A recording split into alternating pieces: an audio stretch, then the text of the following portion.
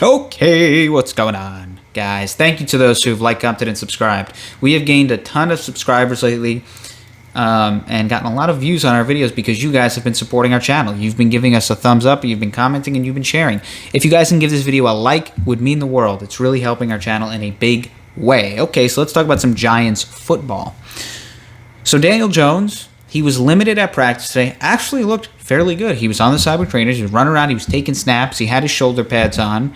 And he's trending in a positive direction. I think there's actually a chance he might play this week. I've been talking about a couple of videos. I don't know if I would play him just because it looked pretty serious. But it looks like he's reacting fairly well to his concussion situation. So he's out there. He's already wearing pads. He didn't fully practice, but he was on the side. He had his shoulder pads on. He was taking snaps.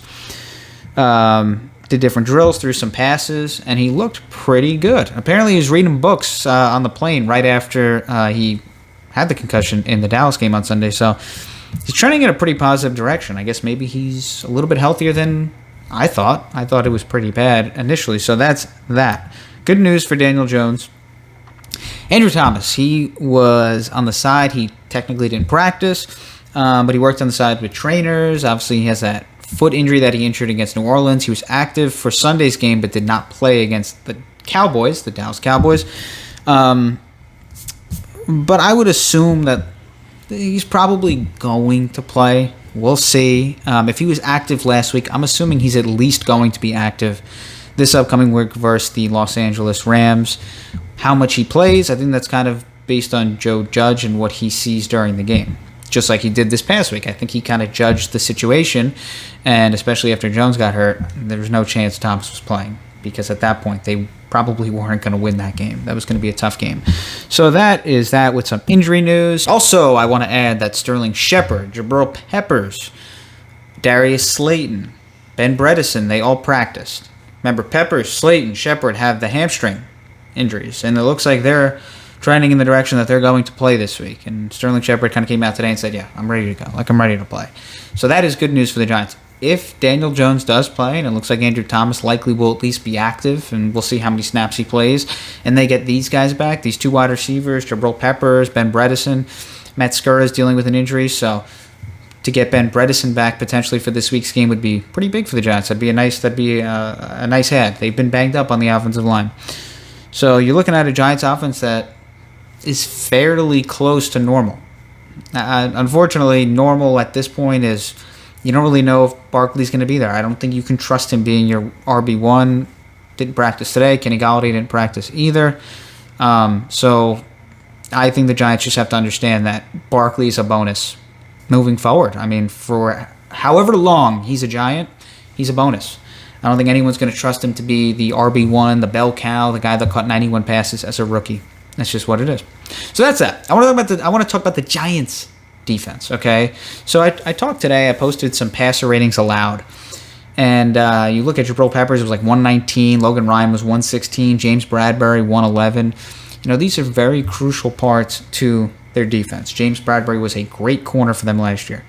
That's one of your stud corners, and he's allowing a pass rating over 110. That's your defense is probably not going to play very well if your best cornerback is getting smoked like that. Same thing with Peppers. The same thing with Logan Ryan as safeties. Pass rating of 115 plus allowed. That is not good. Xavier McKinney, it's like 95. So the safeties really are not doing very well in coverage for the Giants. Adoree Jackson has done a decent job. But James Bradbury, I mean, we're all watching it, and we are not liking it. I don't think anyone is liking the play of James Bradbury this year. He's struggling, and the numbers are telling you that.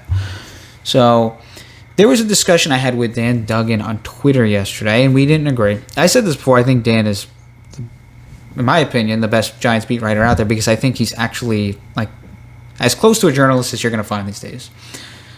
Unfortunately, a lot of beat writers, they're going to try and look for certain clicks. And look, I'm not going to sit here and hate on it. I'm just saying, that's just how it is. That's just how it is these days. As beat writers these days are going to look more for clicks. They're going to be a little bit more opinionated. But I think Dan does a nice job of being more like a traditional beat writer. And I think there needs to be some people on the beat that do that, so that that you're kind of getting normal beat writer stuff, news and reporting and all that, instead of mostly opinions. Like I said, you want to inject your opinion. Like, I understand these days are different than it was maybe 10, 15, 20 years ago. So I'm not hating. I'm just saying I like that at least he's someone that's more moderate in terms of being a beat writer. But so that's that. I had a discussion with him on Twitter yesterday because he did bring up the fact that, you know, Dave Gettleman not taking an edge rusher high in the draft is like a big mistake, and it's been kind of like, in a way, inexcusable. And, you know, I kind of pointed to last year. You look at the Giants defense last year, and they said coming into that season that they were going to scheme together a pass rush. They were going to scheme together. And at that point, I didn't even believe it. I thought, you know, you do need that dominant edge rusher. You need to go out and spend big money or a high pick on an edge rusher. But then I watched them last year, and they were like 10th in pressure percentage with a bunch of just randoms. I mean, they didn't really have Carter Zimenez really at all last year. They were injured for most of the season. They traded Golden. So they didn't really have any dominant edge rushers last year, and they were 10th in pressure percentage. They schemed together a rush. They schemed together a rush. They were very successful at it, and their defense was good last year, and we could all agree that their defense was good. And then this year they come back, and they get Zimenez and Carter back, and they have been healthy. And they draft Azeez Ojulari, who is a first-round talent, and he's played fairly well as a second-round pick. So they basically kind of added 3 fairly important pieces to their pass rush. They also went out and got Adoree Jackson. So you look at those additions, essentially 2 additions. I mean, obviously they were on the team, but getting those guys healthy, those are like 2 additions with Zimenez and Carter. And then you get Ojulari, and then you get Adoree Jackson. You would think the way that they played last year, and then you add these guys, and then Xavier McKinney really missed a big chunk of last year as a rookie. He's been back and healthy. You would have thought this defense would have been really good. They would have maybe even taken the next step and been one of the top 5 best defenses in the NFL. So I don't think it's so much about the talent. I think that they have talent, but they're all playing poorly for the most part. Leonard Williams is now playing well. Dexter Lawrence is now playing well. James Bradbury, Peppers, Ryan, McKinney, Carter, Zimenez, nobody is playing well.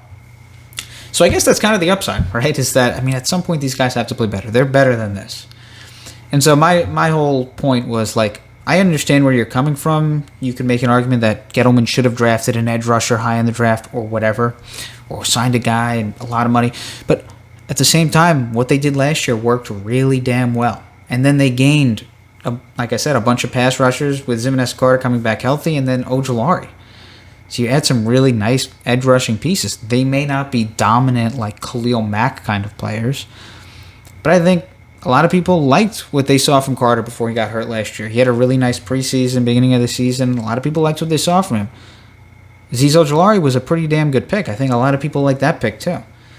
Zimenez, I was a little bit more higher on Zimenez than most people because I looked at the analytics, and he's a fairly decent pass rusher. So I understood his point, but at the same time, I'm like, what they did last year, it worked.